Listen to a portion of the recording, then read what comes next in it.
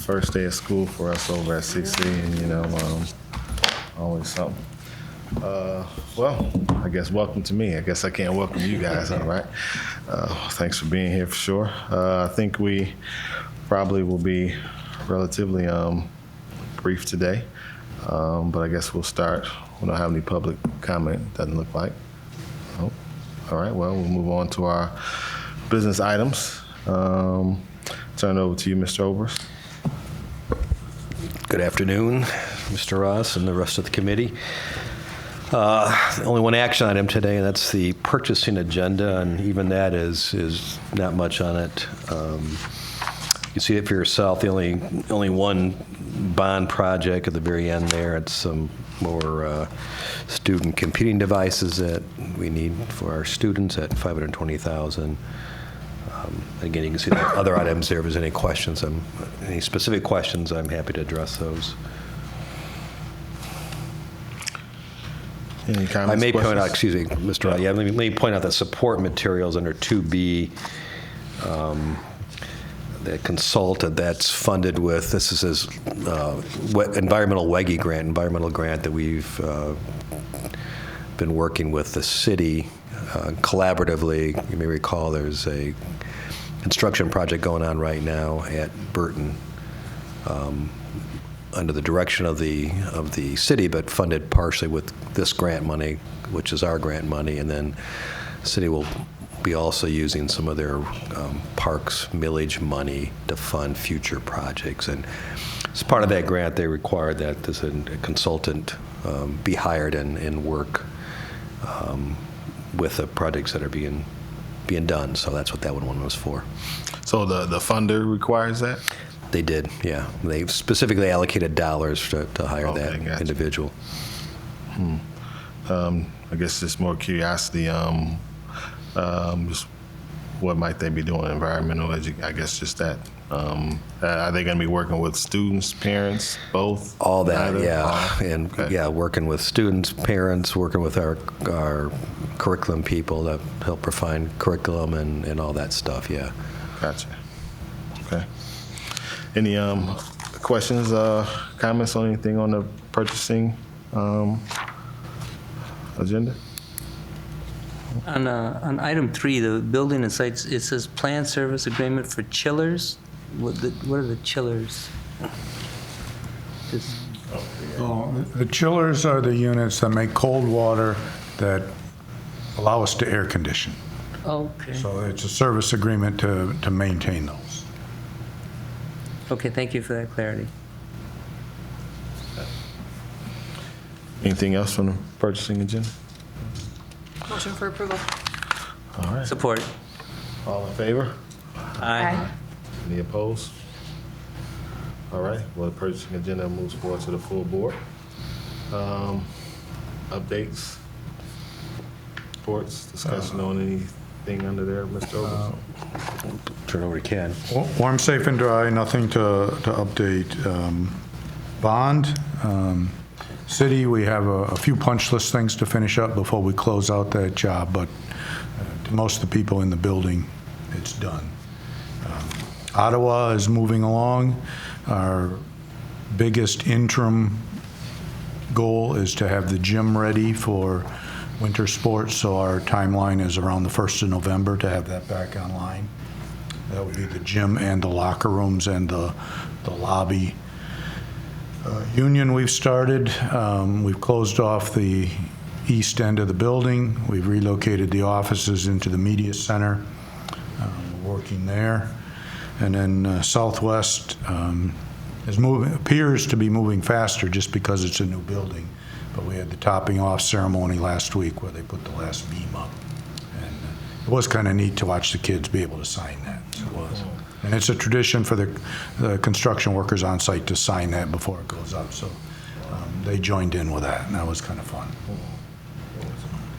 And then there is a new dashboard. I'll let Mr. Overs walk through that. I don't know if you're able to get this off the website. We've been working, and the Cressa Group, which has been helping us manage the construction program. And as part of that management agreement we have with them, they also have a integrated construction accounting package, which is much more robust than we have on our Power School systems. So, and we've been working with them to develop a dashboard that would replace the one-page summary that Ken usually talks, called bond planning. And this is certainly open for any other take a look at it, and if you have any other suggestions or ways it could be clearer to you, then certainly send me an email and we'll make some adjustments. So, but this is where we're at so far. Just the very top section here just summarizes the total bond program, broken up into the 3 buckets. So we went to the community, to fund, to the technology, the brick and mortar, and safety and security. Just below that is some of the objectives, and you can see in the circular graphs there the percent of costs that have been committed so far, either actually spent or we've got under contract and currently spending. On the far right side, we've got 3 buckets broken up between the completed, this is all project status, between the completed projects to date, the projects that are ongoing, going on currently, and then the upcoming projects and the budgeted amounts for not only the ongoing projects, but also the future projects. That was the budgets that have been set for the remainder of the bond dollars. And then it's 2-sided on the back. At the very top, you'll see a timeline of the ongoing projects, when they were started, when they anticipate to be completed, and as Ken has done before, every month he'll also give you a verbal update on how those projects are going. And then some pictures, which will change from time to time, too, to show you some of the progress that's being made on the ongoing construction projects. So that is our intent, to have a little simpler to follow, a little more information dashboard. But like I said, it's still a living and breathing document, so we'd welcome any comments from Finance Committee that if there's things that you'd like to see on that or things that could be made clearer to you, just let me know. And we meet with Cressa Group every couple of weeks regularly, every 2 weeks regularly, and but we're always talking with them. We can make these changes. So there are a few numbers I need to be refined a bit, but we'll get those things too. So they had to go back and recreate prior to them being engaged. So we had completed a number of projects. So get that into their system and get it reflected appropriately. So I've been working on some of those things the last few months. Gotcha. So the Cressa Group, I see at the bottom right. Yep. That's a division of Plant Moran? Or? It's actually, yeah, it is. It's a separate, I'm going to call it wholly owned subsidiary of them, so a separate management group. Okay. The way but it's part of the Plant Moran group, and there's, in the profession, there's, if you provide audit services, which obviously they do our audit, there's all these rules surrounding independence, so they're real careful with their structure, since Plant Moran does our audit, helping us. They can help us with this stuff, but it's a separate group, gotcha. and they cannot, and they will not. There's a state requirement that once the bond program is finished, they actually require an audit of the specific expenditures of the bond program, and Plant Moran, although technically they could do that audit, they're not going to look at another accounting firm to do it, so there's no perception of independent issues here. So it's that Cressa Group that produces this document, and you say you meet with them every couple of weeks? Yeah, but really our point person, Mr. Podges, who has a background in construction and engineering, Ken's talking to him virtually every day probably, but we meet regularly with a small group internally. It consists of Mr. Podges, a colleague or two of his, Ken, myself, Mr. Johnson. Mr. Gorman is invited to that meeting. He comes when he can. I think that's about it, right, Ken? Just to continue updates and to troubleshoot. But the reality is, when we've got projects ongoing, like right now, Ken's talking with those folks all the time. We have their people on site. 2 days a Talk week. about that, yeah. They're doing owner's rep services for us as part of this, so they have 2 different individuals that are experienced in construction that are on site at least 2 days a week at Ottawa Southwest Union to monitor, oversee, especially as we run into unforeseen conditions, what are the solutions, what are the most economical, what's the cost benefit, and then making recommendations. So it's part of tracking all our bond costs. They're also involved to make sure that however we spend it, we're getting the best value. Gotcha. So this dashboard, I know we would expect the updates that Ken typically gave on the bond and sinking fund dollars to be presented in this format. Is that Yeah, I mean, as far as we've been written? providing this bond one-pager, and this will go away, replaced by this, which has the same information and more. The sinking fund, we're almost out of that money, so that, that's, as you know, expired at the end of 2016, so it's in your information there, but the reality is we just don't have much activity because there's just not any dollars left. And the attachment that has a sheet on every bond site, if you find you're comfortable with the Right. spreadsheet, then maybe we can quit submitting that too, if this is more valuable information. So say the last part you said, if we're comfortable with the spreadsheet that he just presented.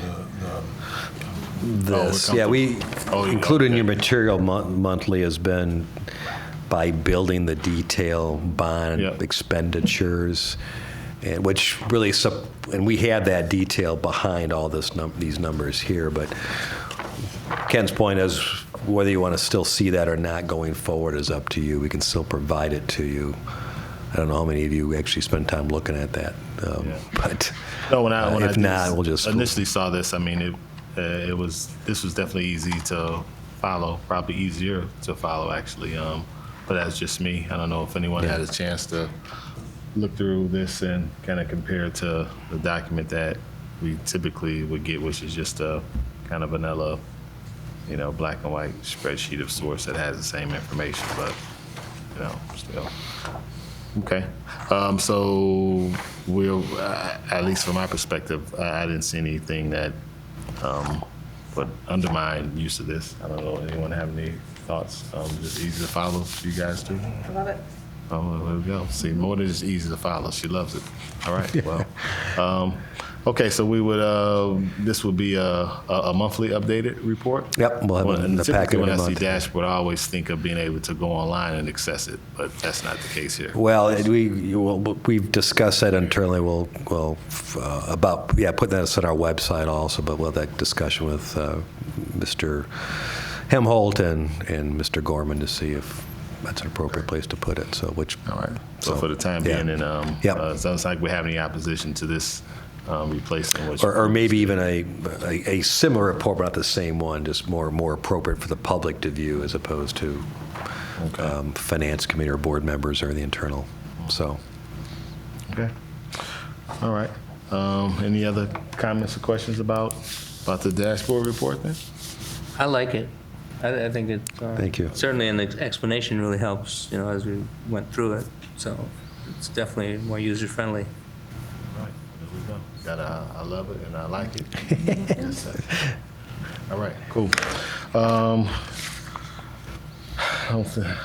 guess we don't really have any other particular agenda items from either one of you at this point. No? Finish our reports. Yeah? North Park. North Park, really need to say we appreciate the patience of the students, parents, staff to get back in that building. I'm not sure everybody realized everything we had to do to clean that building, but everything that's back in was cleaned. The empty building was tested before it came back in. It was tested again. And so everything in there is clean. The teachers had a pretty monumental task when they came back because all their materials and stuff was in the room, and they had to start from scratch. We did post quite a few operations folks with them to assist.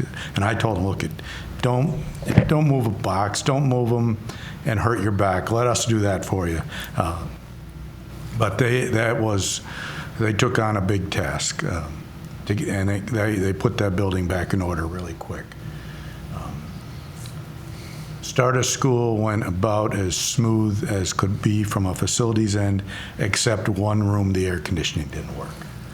By Friday night, we had that fixed, but the contractor still has a few things to do. We are being very careful when we allow them in the building. It's after hours. They will be back in this Friday and Saturday when students aren't there.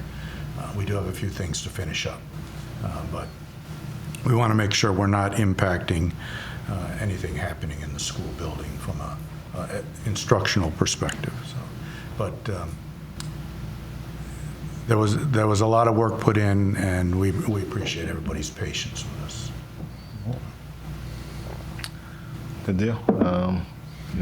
Any questions from anyone about the North Park situation?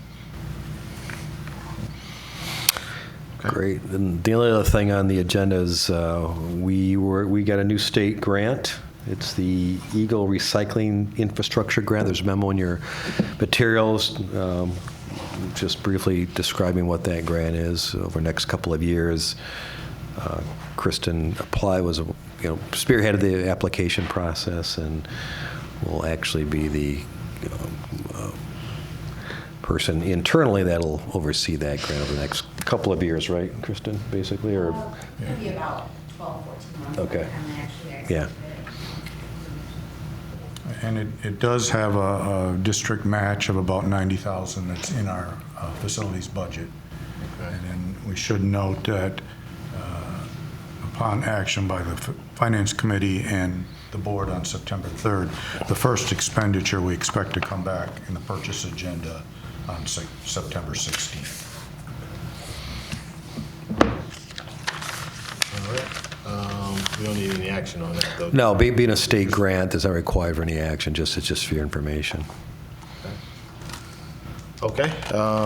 Any questions about that particular grant? Okay. All right. I guess that ends your reports or updates. I guess the only other thing I just want to mention to the committee, last week we had a meeting of the different committee chairs, finance, legislative, academic achievement, and it was largely just to discuss work of the committees moving forward. And one thing I did put on the table possibly for the finance committee was finding a way to, I don't know if I'm using the right language, but to sort of drill down into some of how we do some things. It was largely motivated by, I think we've all heard the stories of staff person A, be it a teacher, a social worker, whatever, going to another district, making X more dollars. Same thing with administrators. And I think the question that I was just trying to get to, not in that meeting last week, but at some point is, where's the variance? From my amateur perspective, public school funding is relatively consistent at least, but we seem to have some large gaps with some of the salary piece. And I didn't know if the finance committee was necessarily the place to try to investigate that, but I thought it was a good start. We didn't obviously get to any conclusions, but just more FYI to you that was put out there. And I don't know, between myself and Mr. Oberst, Dr. Gorman, and others, maybe we'll just continue that conversation and see if we can identify some gaps in maybe funding, or maybe I speculate that there could be some, for lack of a better phrase, some maybe operational efficiency issues where maybe we're spending more money on some things than we need to. Don't know that to be the case, but that was just sort of just something that was put out there. So just want you guys to be aware. So if you have any thoughts about any of that, any particular question that you think may help get to that end, feel free to let me know, and we'll continue just to try to figure some things out. And so that's really about it. So nothing conclusive, but just that the topic was broached. Mr. Oberst, you were there. Any comment about that? Any other thoughts since No, I meeting? mean, we actually have a smaller committee, we've been meeting, as I mentioned, meeting regularly to discuss some of these same issues that Mr. Ross had talked. In fact, we met before this meeting this afternoon. Every couple of weeks, we're putting a meeting together, and we're discussing issues like that, and where there are other areas we can, on a system-wide basis, be maybe more efficient, do things differently, and which is just one part of the, Yeah, you know, just one as you part know, of it. it's a complex Yeah, it's equation. a- with, that it is. It's not just an operational No, cost side, no. but it's a revenue side too, so over the next, in particular, obviously the first couple of weeks of school, we meeting a couple times a week at the end of the day to look at how the enrollment trends are going the first couple of weeks, and that's obviously still plays a big factor in all of this, is getting kids into the district, into the building. So So I will. Only other thing I will say about it is that I raised it. The motivation wasn't necessarily simply about finding ways to increase salaries for administrators and/or teachers, but more about the indirect cost that is associated with not being able to hold on to people, as you know, the way we would obviously like to, and how that affects the classroom. We, don't have the talented folks that we need to, to operate classrooms and operate buildings and whatnot. So that's really what I was looking to try to get to at some point. So yeah. So just FYI on that, really. Well, Mr. Ross, I don't know if your discussion involved looking at just what our budget priorities are, but I think that, we come to this board elected by the public to advance our views with respect to how we spend money, what our priorities are, what the community needs are, and how we perceive educating our communities and what they require in terms of budget and priorities. And I would hope that those kinds of discussions would be, within the purview of the Finance Committee to engage in those kinds of dialogues. Because I really think that, we really have to put a focus on the classroom and give support. And salaries are one thing, but so is critical instructional support, the basic support. And we have, I think, for many years now, advanced an agenda of providing other auxiliary services that cut into the classroom and take away needed resources for instruction. And so I don't know if that was part of the discussion, but certainly welcome the opportunity to chime in on that particular focus point. So I'm interpreting what you're saying as possibly an examination of, again, sort of categorically where some of our discretionary dollars are going, and examining if those dollars are going to the things that we say as a district are most important to us. Yes, and certainly data drives decisions. In a data-driven decision-making entity or organization, data provided to decision makers helps us to focus in on what needs there are and where our priorities need to be. And I think that while I agree that administration sets the direction, often they need to set the direction with input from an oversight entity such as the board and its finance committee. So I suspect, and I guess Mr. Ovich, Dr. Gorman, you can correct me, it would probably be helpful on your end if some of these thoughts we have, we could develop into some more succinct sort of maybe direct questions or direct requests or something to that effect, because like you said, it's very complex, and to some degree, it's almost theoretical to, at least it has a theoretical component. So I guess the more clear, concise we could be with some questions or some requests, that would probably be helpful. So I guess to that then, Dr. Flores, if I'm understanding you correctly, is my paraphrase sort of accurate as far as what you were thinking, as far as identifying, and I'm just going to say the discretionary dollars, because obviously some areas we don't have wiggle room just because of obviously just what our core responsibilities are, what our legal duties are, et cetera, et cetera. But what things may be discretionary, and I put that in quotes, and of those things, identifying if they match the priorities that we say we have as a district. So maybe that's a couple things. One, what are the priorities?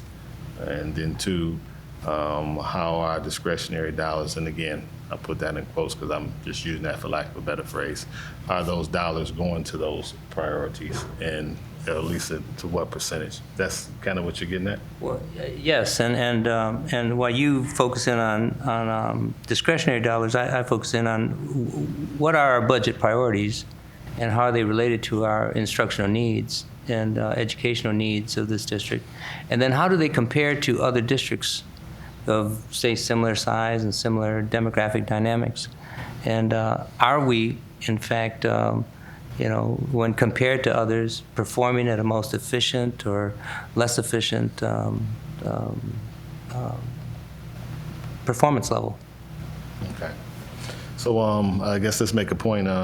When the minutes for this come out, let's make sure we review them to see if what we're getting at is sort of appropriately captured, so some direction can be gleaned from those. Because I know sometimes when the minutes come out, we do and we don't necessarily do that. But let's maybe make a particular point to see if those are captured. At least that way, we know that there is an official sort of record of the request that you're asking, and then that can be clearly given to the administrative folks then. So, okay. Anything else for the good of the order before we close? Anything else on your end? All right. Well, thank you very much. I guess this meeting is adjourned. Enjoy the rest of the week.